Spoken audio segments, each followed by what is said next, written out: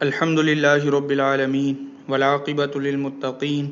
والصلاة والسلام علی سید الانبیاء والمرسلین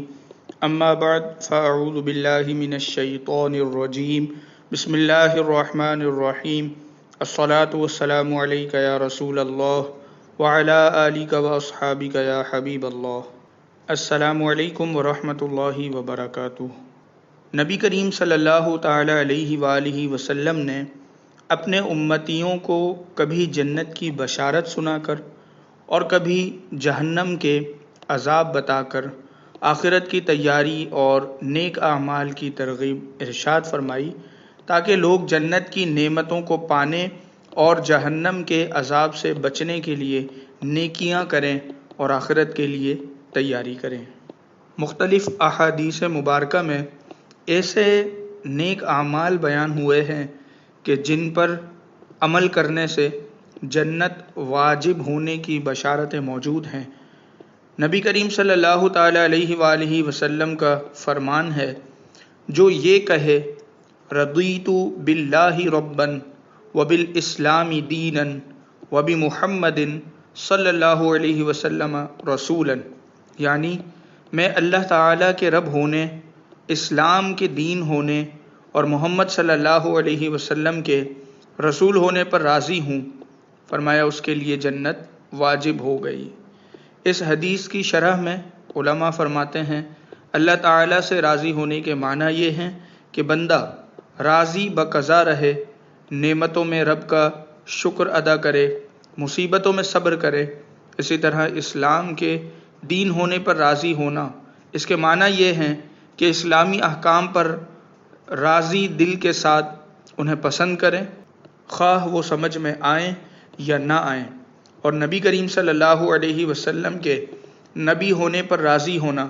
اس کے معنی یہ ہیں کہ حضور صلی اللہ تعالی علیہ وآلہ وسلم کے تمام اقوال و افعال، اعمال و احوال کو دل سے محبوب رکھے اور انہیں پسند کرے،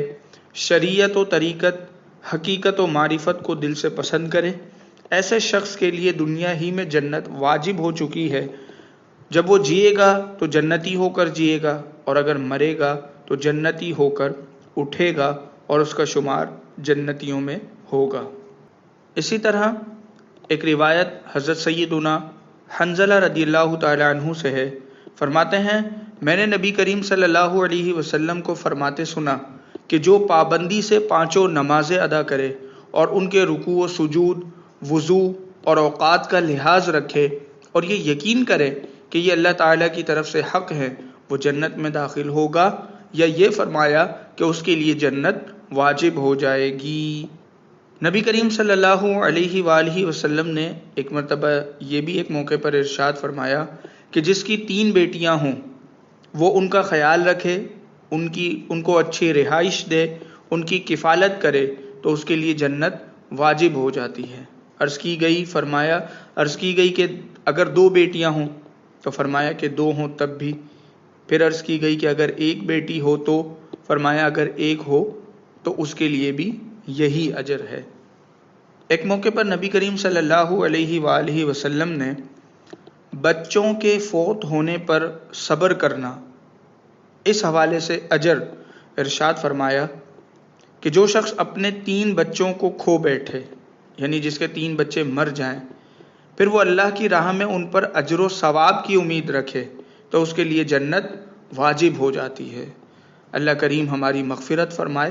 اور جنت واجب ہونے والے اعمال کرنے کی توفیق عطا فرمائے۔